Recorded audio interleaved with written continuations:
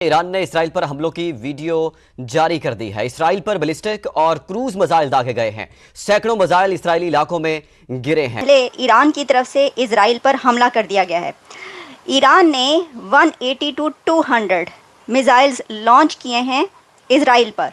Israel को एक बात समझ में आ गई है कि जैसा मैंने आपको पहले बताया था, ये आतंकवादी संगठन पैदा करते रहेंगे और आप कुछ नहीं कर सकते। हिजबुल्लाह के लीडर का बदला लेने के लिए, मतलब नसरुल्लाह की किलिंग का बदला लेने के ईरान ने 100 से ज्यादा डेंजरस मिसाइल को इसराइल पर दाग दिया। लेकिन फिलिस्तीनी चाहते हैं कि बच्चों के ऊपर अटैक हो। हिजबुल्लाह चाहता है कि बच्चों के ऊपर अटैक हो, क्योंकि वहां से आपके पास सिंपैथी आएगी और यही टेररिज्म की एक बड़ी बदसूरत शक्ल है दोस्तों। और ये हमला कहा जा रहा है ईरान की तरफ से कि जो हिजबुल्लाह के कमांडर और उसके अलावा ईरान के रेवोल्यूशनरी गार्ड नील फरोशान उनको मारा गया, उसके जवाब में उसका बदला लेने के लिए ईरान ने ये हमला किया है। 150 के करीब हिजबुल्लाह ने मिसाइल मारे हैं, जो लगा एक भी नहीं है, रॉकेट मारे, सिर्फ ये बताने के लिए कि हसन नसरुल्लाह के बाद भी वो स्टिल अलाइव। वीडियो या प्रोग्राम जुदा करते हैं गुस्ताखे रसूल की एक ही सजा, सरतन से जुदा, सरतन से जुदा। और आप दुनिया के हर पंगे में आप खुद आगे जाना चाहते हैं तो आप पुरअमन रह पाएंगे यहाँ। दूसरी तरफ मेरा क्वेश्चन है, 20 दिनों पिछले उन्होंने 20 के करीब हिजबुल्लाह के लीडर और हमास के मारे जा चुके हैं पिछले। इसराइल के बारे में इन्होंने अभी क्यों नहीं कदम उठाया? क्यों नहीं उठाया? क्यों नहीं उठाया?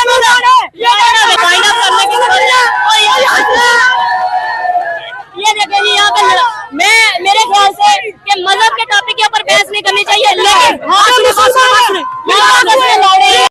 जय हिंद दोस्तों, ईरान ने इजराइल के ऊपर अटैक कर दिया है। 200 से 250 मिसाइल दाग दिया है इजराइल के ऊपर, और ये इसलिए किया है कि जो हिजबुल्लाह का चीफ नसरुल्लाह का किलिंग हुआ था, उसके बदला लेने के लिए इजराइल के ऊपर ईरान ने मिसाइल दाग दिया है। लेकिन इसमें मज़े की बात यह है, इजराइल का इसमें थोड़ा सा बाल भी बांका नहीं हुआ है। जो खाली मैदान था उसमें ईरान ने मिसाइल दागा है, लेकिन इसके बाद ईरान का कहना है कि हमारा काम हो गया, हमें बदला लेना था तो हम लोग इजराइल के ऊपर मिसाइल दाग दिया है। लेकिन इसमें इजराइल क्या चुप बैठेगा? इजराइल का प्राइम मिनिस्टर नेतन्याहू का कहना है कि हम भी इसका जवाब जोरों शोरों से देंगे। ये कोई न्यूक्लियर अटैक थोड़ी है, कोई एटम बम ईरान ने इसराइल पे थोड़ी ना चला। ये तो मिसाइल का अटैक है जो कुछ एरियाज को टारगेट करेगा, उनकी मिलिट्री बेस को टारगेट करेगा। लेकिन ये मिसाइल क्या इसराइल को नुकसान पहुंचा सकते? टेक्नोलॉजी में बैस, एयर डिफेंस में बैस, एयर डिफेंस, उसका एंटी एयर डिफेंस सिस्टम इतना ज्यादा स्ट्रॉन्ग है। तो आपको नहीं लगता कि ईरान ने जल्दबाजी कर दी नसरुल्लाह का बदला लेने में? देखें, जो इसराइल है वो इस वक्त पूरी दुनिया से मैं समझता हूँ आगे जा रहा है। वो इस वक्त AI में भी हमसे बहुत आगे है। अगर आप अमेरिका से भी आगे देखें तो इसराइल उससे बहुत आगे जा रहा है। इसराइल के साइंटिस्ट इस वक्त टॉप पे हैं, जो कि उनका एयर डिफेंस है उसको पूरी तरह से इतना उन्होंने ताकतवर बना दिया है कि पूरी दुनिया उनका मुकाबला नहीं कर सकती है। सही हो गया। और इसराइल का अगर हम देखें तो वो साइकोलॉजी के लिहाज से भी हमसे बहुत आगे जा रहे हैं, जिसकी वजह से किसी भी मैदान में वो हमसे जो है ना वो बाजी लेके जा रहे हैं। एजेंसियां बड़ी स्ट्रॉन्ग है, मुसाद घर में घुस के मारती है और पता भी नहीं चलता। बहुत स्ट्रॉन्ग एजेंसियां। मैं समझता हूँ कि वाकई ईरान ने जल्दबाजी की है, लेकिन अगर हम एक वे में देखें तो ईरान ने अपने डिफेंस में ये सब कुछ किया है। क्योंकि गुस्से से 100 मिसाइल चला देना, आपके 100 मिसाइल उन तक पहुंच ही नहीं रहे। आप देखिए उनके पास आयरन डोम है, उनके पास लेटेस्ट टेक्नोलॉजी है। अब बदले में इसराइल आएगा तो ईरान कैसे खुद को बचाएगा? देखें, अगर उन्होंने 100 मिसाइल वहाँ पे दागे हैं तो मेरा नहीं ख्याल कि वहाँ पे कोई एक आध मिसाइल भी जो है वो इसराइल का कुछ बिगाड़ पाएगा। उनका एक भी नहीं बिगाड़ पाएगा। उनका जो डिफेंस सिस्टम है वो बहुत तगड़ा है, बहुत स्ट्रांग है। अगर पाकिस्तान गौरी भी भेजे तो शायद गौरी भी उनका कुछ ना बिगाड़ सके, क्योंकि पाकिस्तान का ये मानना है, पाकिस्तान का दावा है कि हमारे गौरी मिसाइल में इतनी ताकत है कि वो इसराइल को 12 मिनट में तबाह कर सकता है। लेकिन मेरा नहीं ख्याल कि पाकिस्तान का गौरी भी इसराइल के डिफेंस सिस्टम को वो नकारा बना सके। उनका इतना तगड़ा जो है वो डिफेंस सिस्टम है। क्या हमास एक सिर्फ चंद लोगों का नाम है या आइडियोलॉजी का नाम है? क्या हिजबुल्लाह एक आइडियोलॉजी का नाम है या सिर्फ हसन नसरुल्लाह का नाम था? हसन नसरुल्लाह के मर जाने के बाद क्या खत्म हो जाएगा? पाकिस्तान के अंदर जुलूस निकल रहे हैं, बल्कि मैं यहां पे बताना चाहूँ कश्मीर के अंदर, इंडियन कश्मीर के अंदर जुलूस निकले।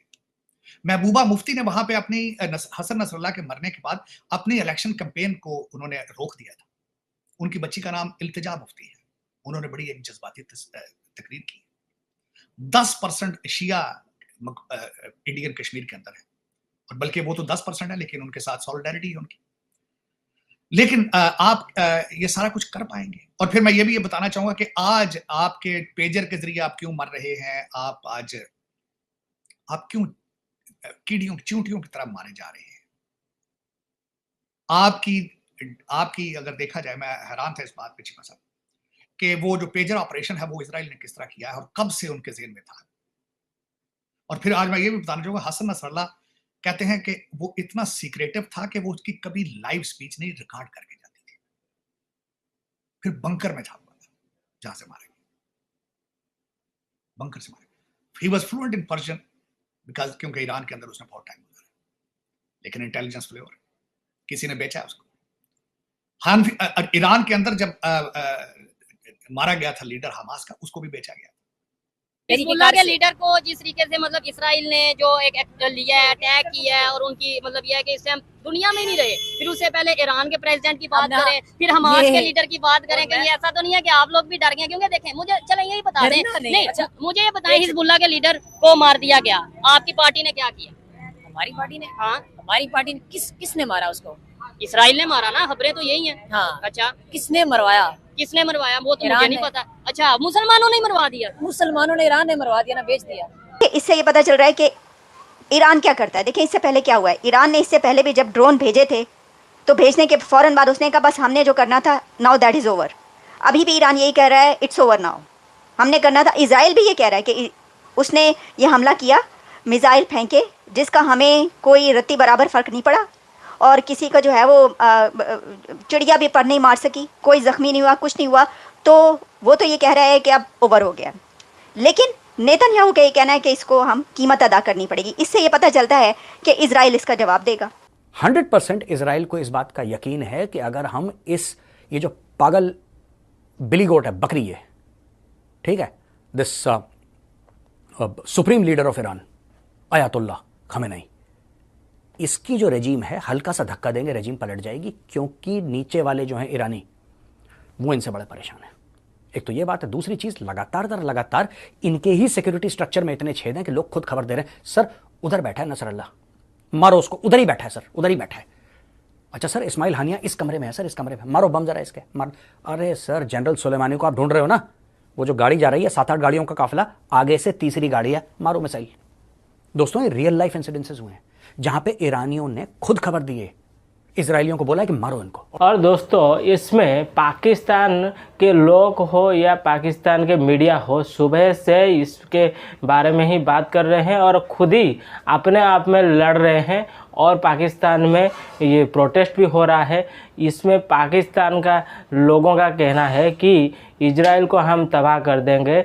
जो इजराइल के पास मतलब डिफेंस सिस्टम या टेक्नोलॉजी के मामले में इजराइल परफेक्ट, मतलब नंबर 1 है दुनिया में, उसके साथ ये लोग पंगा लेना चाहते हैं।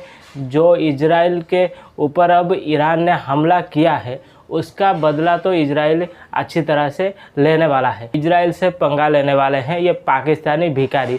मतलब जैसे ये जो नसरुल्ला मरा है, ये इनका जैसे बाप था। और रही दूसरी बात, जो ईरान के अंदर जाकर इस्माइल हानिया छुपा था, उसको मारने में भी ईरानियों का हाथ है। ईरानियों ने खुद मोसाद जो है इजराइल का एजेंसी, उसको खबर दिए हैं। उसकी वजह से इजराइल इस्माइल हानिया को मार पाया है, या जितना भी हमास के लीडर हो या जो हिजबुल्लाह का लीडर हो, उनको मारने में उन्हीं के लोगों का ही हाथ है। और उसके बाद भी ये लोग आपस में, ये जो मुस्लिम उम्मा का भाई बोलते हैं अपने आप को, और जो भी मुसलमान है दुनिया में, उनको अपना लोग समझते हैं, लेकिन इन्हीं के ही अंदर से ये लोग मतलब सही नहीं है। लेकिन ये दुनिया को मिटाने की बात करते हैं, इजराइल को मिटाने की बात करते हैं।